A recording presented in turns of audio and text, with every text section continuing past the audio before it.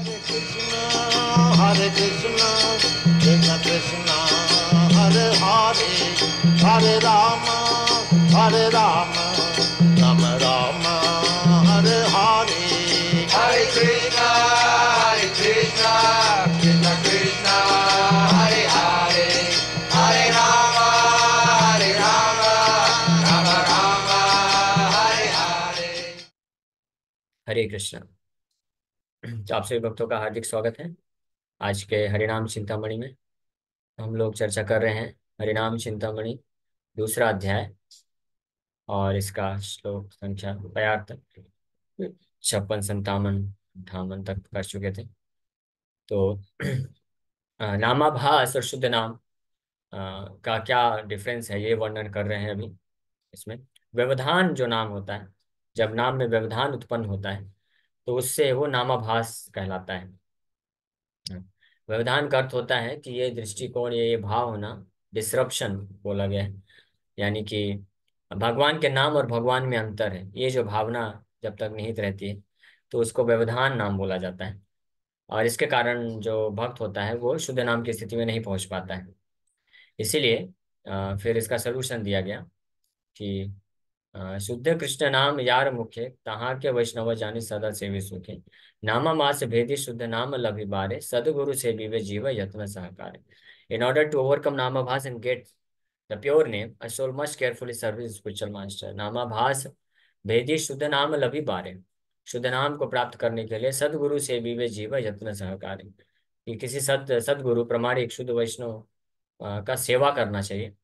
उससे जो है शुद्ध नाम की स्थिति को वो व्यक्ति प्राप्त कर सकता है। और फिर भजने अनर्थ नाश ये क्षण पाए, चित स्वरूप नामे नाचे भक्ते रजे पाए। भजने अनर्थ नासा ये क्षण पाए, चित स्वरूपा नामे नाचे भक्ते रजे पाए। तो इस प्रकार से शुद्ध वैष्णव के आश्रय में रह करके जब वो भजन में लग जाता है तो अनर्थ नष्ट होते हैं। जिस समय जब अनर्थ नष्ट हो जाते हैं तो वो आध्यात्मिक नाम जो है, चित स्वरूप नाम, नाचे भक्तेर जीवाय, भक्त के जीवा में नाचना प्रारंभ कर देता है। नाम से अमृत धारा नहीं छाड़े यार, नाम रसे मत जीवा नाचे अनिवार। तो such a devotee will never abandon the holy name which flows like nectar।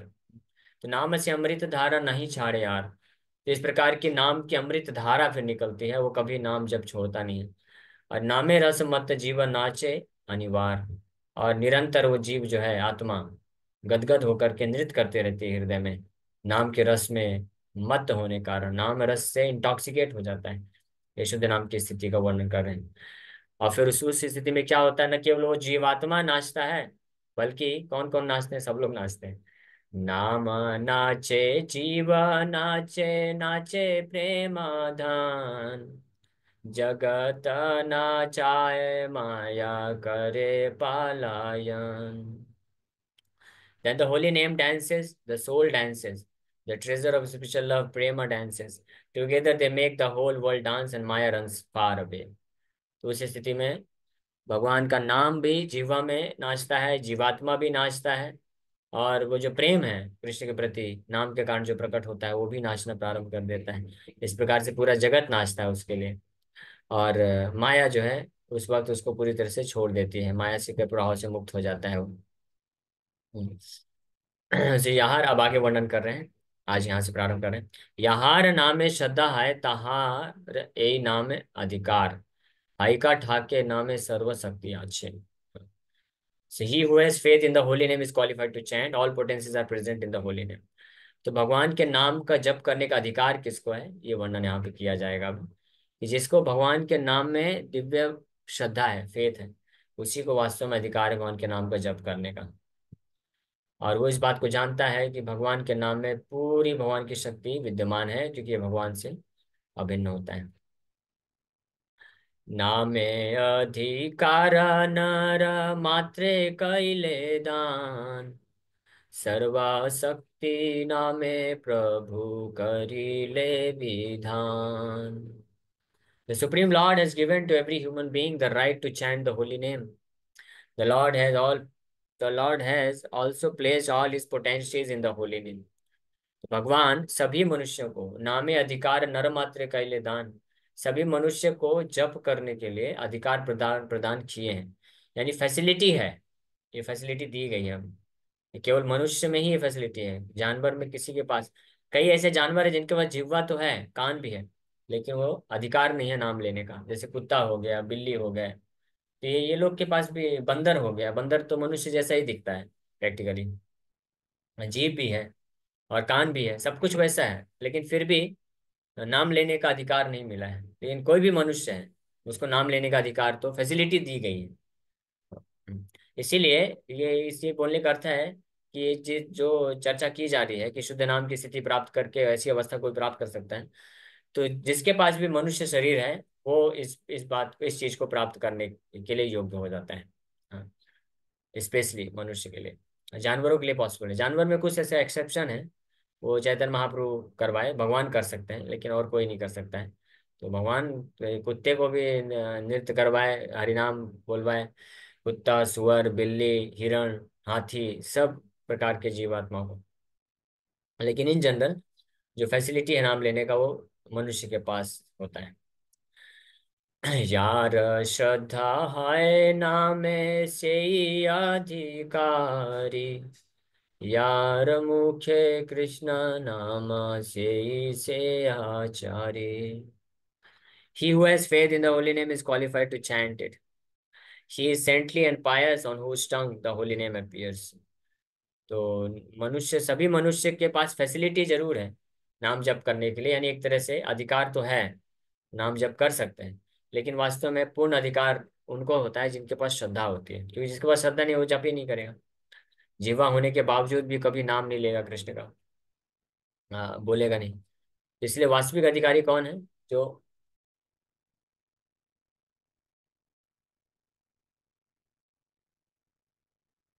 तो वास्तविक अधिकारी वो है जिसके पास श्रद्धा है, और ऐसा श्रद्धा रखने वाला व्यक्ति यार मुख्य कृष्ण नाम से ही से आचरे, तो कृष्ण के नाम जिसके मुख में फिर प्रकट हो जाता है, तो वो सेंटली, वो वास्तव में पुण्यवान व्यक्ति है और साधु व्यक्ति है। देश काल असौ चादिर बाधा नामे नाय।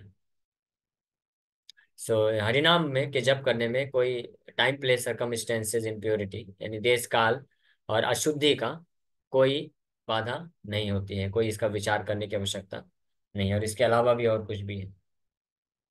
तो ये अधिकार की बात की जा रही है कि नाम का जप करने का अधिकार किसको है और कब कब है। तो जिसके पास भी मनुष्य शरीर है वास्तव में उसको अधिकार है, लेकिन श्रद्धा ना होने के कारण व्यक्ति नहीं जप करता, इसलिए वास्तविक अधिकार बोला जा रहा है कि जिसके पास श्रद्धा मात्र है तो उसके पास अधिकार है। अब इसके अलावा और कोई नियम नहीं है, कोई ऐसा अधिकार या कोई ऐसा योग्यता क्वालिफिकेशन नहीं है देश काल पात्र के हिसाब से कि इस देश में नहीं कर सकते हैं, इस समय पे नहीं कर सकते हैं, या इस अशुद्धि की अवस्था में नहीं कर सकते हैं, ऐसा कोई नियम कानून नहीं है।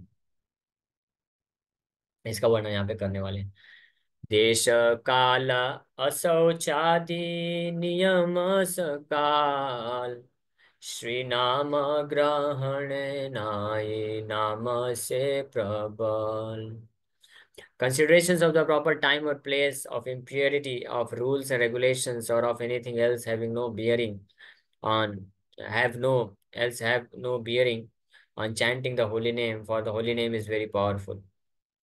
So proper time or place, देश काल और इम्प्योरिटी, अशौच आदि नियम, ये सारे जो नियम नहीं होते हैं भगवान के नाम के जप करने के लिए।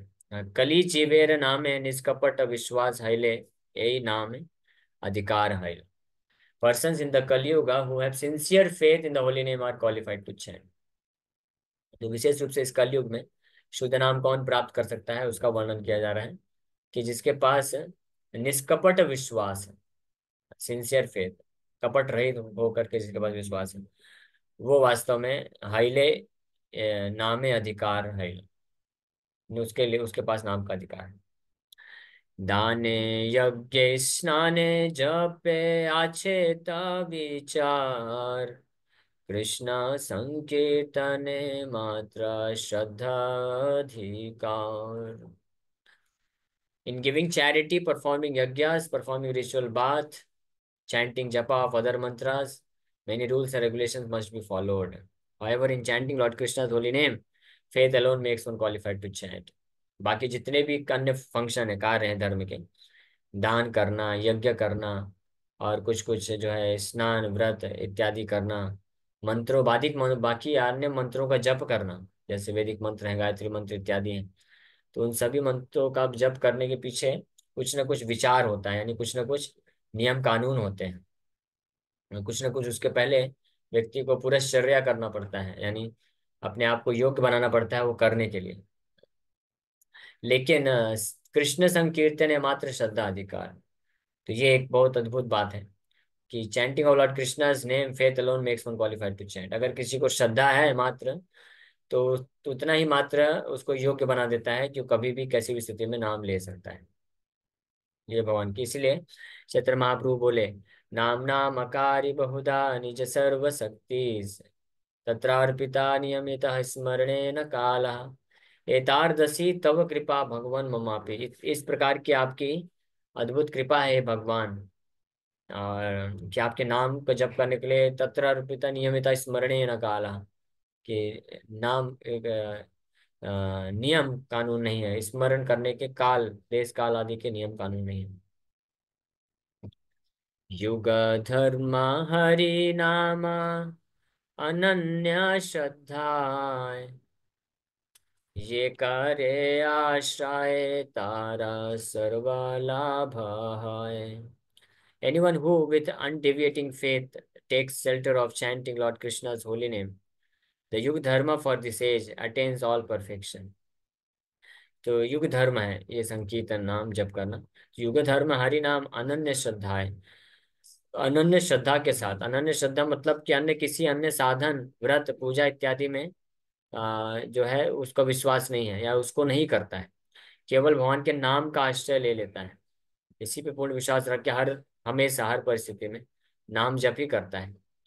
क्योंकि ये युग धर्म है, हरिनाम इस युग का धर्म है, संकीर्तन युग धर्म है।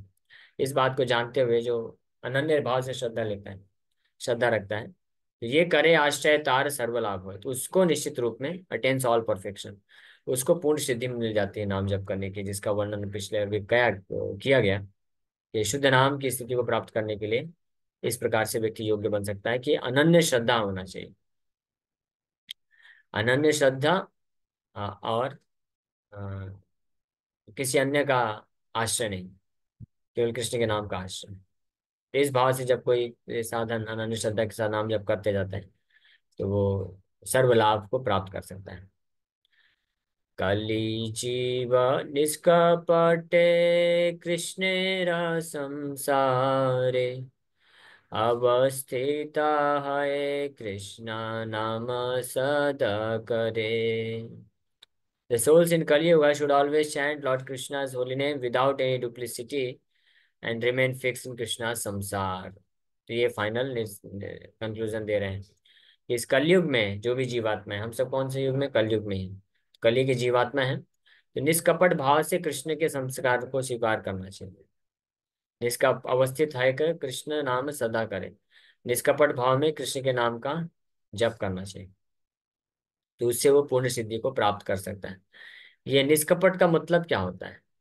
हाँ, कपट का मतलब होता है कि अंदर कुछ और है बाहर कुछ और है, उसको कपट बोलते हैं।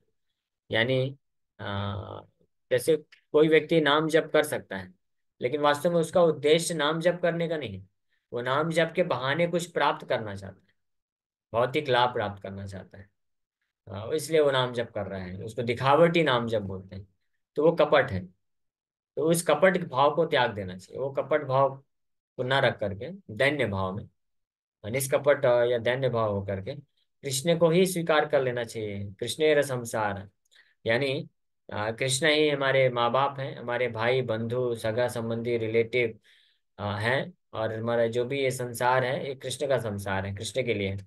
ये भावना रख करके और इस भावना में स्थित होकर के कृष्ण नाम जो सदा जप जप करता है, इस कृष्ण नाम सदा करे, ये सदा सब बहुत महत्वपूर्ण है। निरंतर कई जगह आता है या सदा आता है, तो इस तरीके से कलयुग में जो जीवात्मा फंसे हुए रह रहे हैं, तो उनके लिए रिकमेंडेड है कि कृष्ण को ही अपना मानते हुए, कृष्ण का ही संस्कार संसार को अपना मानना, या हमारा जो सो कॉल्ड संसार है, घर है, सगे संबंधी हैं, धन है, संपत्ति है, रिसोर्सेज है, पोजीशन है, पद है, प्रतिष्ठा है, जो भी है, ये पूरा संसार का भाग है। तो ये संसार को कृष्ण का समझना, और यानी कृष्ण का समझना मतलब कृष्ण के लिए इस्तेमाल कर, केवल बोलना बस नहीं होता है। जैसे कुछ लोग होते हैं, वो बोलते हैं तो हैं कि क्या लागे मेरा, सब कुछ तेरा है। हाँ, आरती में गाते हैं, तो सब कुछ तेरा है, क्या लागे मेरा, लेकिन फिर अपने लिए ही पूरा इस्तेमाल करते हैं। भगवान के लिए बस थोड़ा सा अगरबत्ती लगा दिए, माखन मिश्री खिला दिए, और भगवान के रहने के लिए जगह भी कहीं पे घर के कोने में बना दिए, हो गया। बाकी अपना पूरा सब अरेंजमेंट अपने लिए करते हैं। तो वो कृष्ण संसार नहीं हुआ। कृष्ण संसार मतलब भावना ये होना चाहिए कि कृष्ण की सेवा के लिए मैं क्या क्या कर सकता हूँ।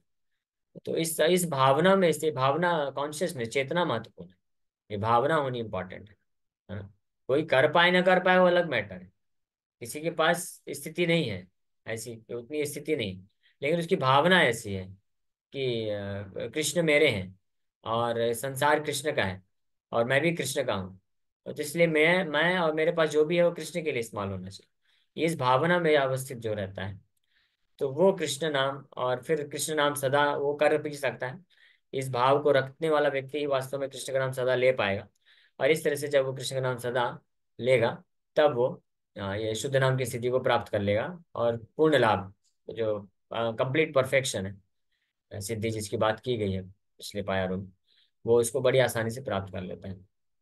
अनन्य श्रद्धा रखने से और सर्वलाभ होता है, और निष्कपट भाव से, कृष्ण कृष्ण भावना भावित होकर के, कृष्ण को ही संसार मान के कृष्ण का नाम सदा लेता है, वो इस प्रकार से परफेक्शन को हासिल करता है।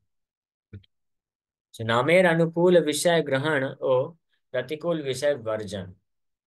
अब नाम के प्रति जो अनुकूल चीज है, इसीलिए जो भक्त इस भावना में रहता है, नाम ही सब कुछ है, कृष्ण ही सब कुछ है, कृष्ण का ही संसार है, और कृष्ण का ही भक्ति सेवा ही सब सब सब कुछ है।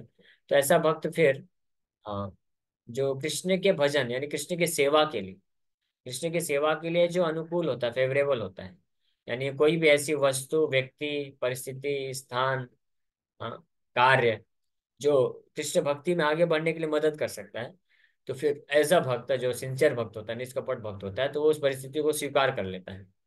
और कोई भी ऐसी परिस्थिति है, या वस्तु है, व्यक्ति है, या ऐसा कार्य है जिससे कृष्ण भक्ति में आगे बढ़ने में बाधा उत्पन्न हो सकती है, तो उसको वो प्रतिकूल समझता है, और ऐसे प्रतिकूल विषय का वर्जना कर देता है, यानी त्याग देता है इमीडिएटली। तो ये लक्षण होते हैं ऐसे निष्कपट भक्त के, जो योग्य है सदा नाम जप करने के लिए, और कृष्ण को ही कृष्ण के संसार को स्वीकार करने के लिए, और पूर्ण सर्व लाभ प्राप्त करने के लिए, पूर्ण सिद्धि को प्राप्त करने के लिए कौन योग्य है, वो ये बताया गया है। भजनेरा अनुकूला सर्व कार्यकारी, भजनेरा प्रतिकूला सब परिहरी। तो भजन, कृष्ण भजन, कृष्ण की सेवा के लिए जो फेवरेबल, अनुकूल है, वो सारे कार्य को स्वीकार करता है। कृष्ण की सेवा के लिए, भजन के लिए अनुकूल क्या क्या चीज है, आप लोग बताइए, कोई भक्त लोग चैट बॉक्स में लिख के डालिए कि कृष्ण के भक्ति में आगे बढ़ने के लिए क्या क्या चीजें अनुकूल हैं, उसका लिस्ट बनाइए। और साथ ही साथ में कृष्ण के भक्ति में आगे बढ़ने में जो बाधक है, वो प्रतिकूल है, उसका भी लिस्ट बना के भेजिए। तो हमको पता चलेगा कि हमको क्या चीज त्याग करना चाहिए और क्या चीज स्वीकार कर लेना चाहिए। तो कृष्ण के भक्ति सेवा में आगे बढ़ने के लिए जो फेवरेबल है, उसको स्वीकार करना, इसको बोलते हैं अनुकूल से संकल्प। ये भक्ति रसामृत सिंधु में रूप गोस्वामी इसका वर्णन करते हैं। अनुकूल से संकल्प, प्रतिकूल से वर्जनम, accept the favourable, reject the unfavourable.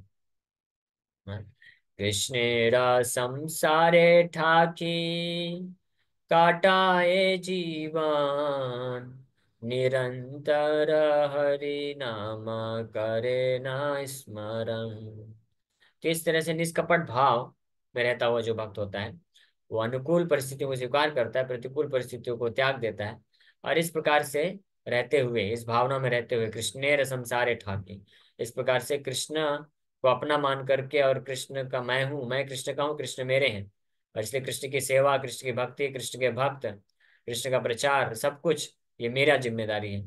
ये भावना में संसार का मतलब होता है कि जैसे यहाँ पे कृष्णेर संसार है और यहाँ पे माया संसार है। तो माया संसार मतलब ये मेरा घर है, ये मेरे परिवार वाले हैं, ये मेरा मनुष्य है, ये समाज है, समुदाय है, ये गांव है। इस भावना को रखते हुए व्यक्ति अपना सर्वस्व जो है उनके सेवा के लिए लगाता है। ये कृष्णेर संसार मतलब कि कृष्ण मेरे हैं, मैं कृष्ण का हूँ। जैसे कृष्ण के भक्त, कृष्ण, कृष्ण का प्रचार, कृष्ण का सेवा, वो सब मेरा जिम्मेदारी है। तो अपना जिम्मेदारी समझ करके फिर वो अपना सब कुछ कृष्ण की सेवा, उत्तम सेवा करने के लिए लगाता है। तो इस भावना में जब वो समय व्यतीत करता है, जीवन कटा देता है, ठाकी काटाए जीवन, पूरा जीवन इस तरह से निकालता है और निरंतर हरिनाम का ही केवल स्मरण करता है, तो इस प्रकार का जो भक्त होता है वो वास्तव में वो प्राप्त कर लेता है उस स्टेज को, शुद्ध नाम की अवस्था में। ऐसे ऐसे अनेकों उदाहरण है ऐसे भक्तों के। और ये केवल ब्रह्मचारी सन्यासी बस के लिए नहीं है, वो गृहस्थ के लिए भी है। वास्तव में गृहस्थ के लिए ज्यादा है ये, क्योंकि गृहस्थ जो भक्त होते हैं उनका और भी बहुत सारा संसार होता है। तो इसलिए उनको कृष्ण का संसार बनाना बहुत जरूरी है, कि ताकि जो अन्य जो संसार बना हुआ है, जो बाय डिफॉल्ट बन ही चुका है, उसको अवॉइड नहीं कर सकते हैं, तो उसके जंजाल से मुक्त हो सके। अन्यथा वो मुक्त कैसे हो पाएगा? ब्रह्मचारी सन्यासी का तो अन्य कोई संसार ही नहीं है, तो उसके पास तो एक ही ऑप्शन है, कृष्ण का संसार।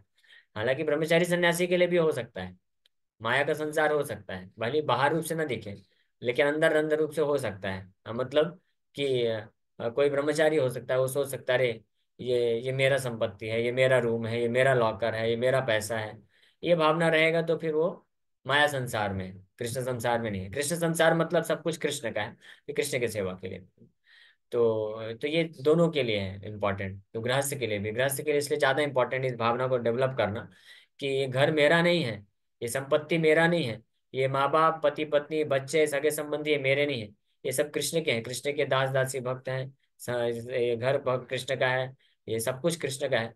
तो कृष्ण की सेवा के लिए, कृष्ण के प्रोजेक्ट के लिए, कृष्ण के लिए लगना चाहिए, हाँ, मेरे लिए नहीं लगना चाहिए। तो इससे इससे भावना से जो है मुक्त हो जाएगा, कृष्णेर संसार की भावना में होगा, तब निरंतर हरिनाम जप कर पाएगा। वैसे परफेक्ट एग्जाम्पल कौन? अम्बरीश महाराज।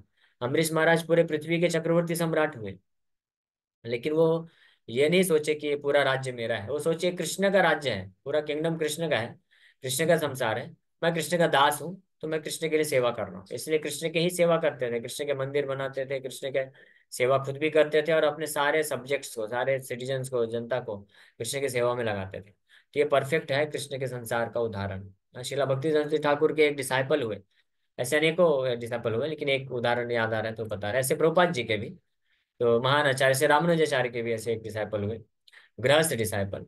तो वो पूरी तरह से कृष्णेर संसार है, कृष्ण का संसार है। उनके पास जो भी था वो सब कृष्ण, कृष्ण के भक्तों की सेवा के लिए लगा देते थे अंतिम समय तक। ये उदाहरण है, बेस्ट एग्जाम्पल एक्चुअली। उनका नाम मुझे याद नहीं आ रहा अभी। शिला भक्ति ठाकुर के एक डिसाइपल, काफी रिच डिसाइपल थे, काफी धनी भी थे, वो पैसा खूब था उनके पास, बिजनेसमैन थे। और लेकिन सारा अपना सब कुछ लगा दिए, पैसा भी लगा दिए, अपना शरीर भी लगा दिए, मन बुद्धि और सब कुछ लगा करके कई मंदिर ओपन किए, मंदिर बनाए। कलकत्ता में जो सबसे बड़ा मंदिर, पैलेस मंदिर, मार्बल पैलेस बनाए बाग बाजार में, हाँ, वो वही शिष्य ने बनाए। हाँ, तो ऐसा नहीं वो केवल बस दान दिए थे कि पैसा ले लो मेरे से 2-4 करोड़ रुपए और बनाओ, नहीं, वो पूरा पैसा भी लगाए और पूरा कंस्ट्रक्शन का कार्य देखते थे, मंदिर बनाए, भगवान का विग्रहों का सेवा स्थापित किए, सब कुछ किए। और उनका एक बीमारी था उनको बहुत भयानक, उनका सिर बहुत दर्द करता था, तो बहुत इलाज करने के बाद भी कभी जो है ठीक नहीं हुआ। तो पूरा जीवन इस प्रकार से उनको काफी सिर दर्द ऐसा रहता था। लेकिन वो बहुत दृढ़ निश्चयी हो गए थे कि कृष्णेर संसार, सब कुछ कृष्ण का है, कृष्ण के लिए, और अपने गुरु के प्रति, शिला भक्ति ठाकुर के प्रति पूरी तरह समर्पित हो गए थे। तो वो चैलेंज कर दिए थे कि let me see how this disease, how this headache stops me for serving devotees. भक्तों का, मेरे गुरु का सेवा करने के लिए मैं देखता हूँ कि ये जो सिर दर्द है ये मेरे को कैसे रोकता है। और पूरा इस तरह से डेडिकेट कर दिए। और शिला भक्ति ठाकुर के रहते रहते वो जो है शरीर छोड़े। और शिला भक्ति ठाकुर उनकी जिस चेतना में वो सेवा करते करते, गुरु का सेवा करते करते जैसे चेतना में शरीर छोड़े, शिला भक्ति ठाकुर कंफर्म किए कि he has gone back home, back to Godhead. उनके चेतना में पूरी तरह से कृष्ण का संसार हो गया था, इसलिए वो कृष्ण के संसार वापस चले गए हैं। हाँ, ये रिजल्ट है। रामानुजाचार्य के भी ऐसे एक महान भक्त हुए, कुरेश करके, कुरु तलवार के नाम से कोई खात हुए, और उनकी पत्नी भी हुई। ये दोनों महान भक्त हैं, पूरी तरह से अपना सर्वस्व रामानुजाचार्य के सेवा के लिए समर्पित कर दिए। प्रभुपाद जी के ऐसे शिष्य हुए कई जो पूरी तरह से कृष्ण की सेवा में लगाते हैं। तो ये भावना विकसित करना जरूरी है। ये भावना जब आती है तब वो भजनेर अनुकूल सबको स्वीकार करता है व्यक्ति, कि कृष्ण भजनेर अनुकूल मतलब भजन मतलब सेवा, कृष्ण की सेवा के लिए जो फेवरेबल है उसको स्वीकार कर लेता है, भले ही वो मेरे लिए अनफेवरेबल क्यों ना हो। और कृष्ण के सेवा के लिए जो प्रतिकूल है मेरे लिए हो सकता है फेवरेबल है, उसको तुरंत रिजेक्ट कर देता है। तो इस प्रकार की भावना रखने वाला भक्त निरंतर कृष्ण के नाम का जप करता है और फिर वो शुद्ध नाम की अवस्था को बड़ी आसानी से प्राप्त कर लेता है। Okay, so thank you very much. Hare Krishna. किसी भक्त का कोई प्रश्न है तो पूछ सकते हैं। उससे भी आप क्लास लीजिए कि समर्पण कैसा होना चाहिए डिवोटीज का, वैष्णवों का। ओके। वो समर्पण से क्या था, मैंने कहीं पढ़ा था, लेकिन वो भक्ति चारू महाराज का था, लेकिन वो थोड़ा सा लैंग्वेज प्रॉब्लम की वजह से समझ में नहीं आया। लेकिन हम आपसे रिक्वेस्ट करते हैं प्रभु जी, एक समर्पण पे कुछ क्लास कर लीजिए कि हमने समर्पण कैसे रहना चाहिए हमारा। ओके, ठीक है, प्लान करते हैं। कमिंग डेज में हम लोग इसके ऊपर थोड़ा चर्चा कर लेंगे। समर्पण का अर्थ है सम्यक रूपेण अर्पण, पूरी तरह से अर्पण कर देना। और ये सरल है वैसे तो। अर्पण मतलब आपके पास जो है अर्पण कर दीजिए कृष्ण को। हमारे पास क्या क्या है, शरीर है, मन है, इंद्रियां हैं, समय है और बुद्धि है और रिसोर्सेज हैं। तो उसको जब हम पूरी तरह से कृष्ण के लिए ही करते हैं तो उसको समर्पण बोला जाता है। तो ठीक है, इसके बारे में और डिटेल चर्चा हम लोग करेंगे। Hare Krishna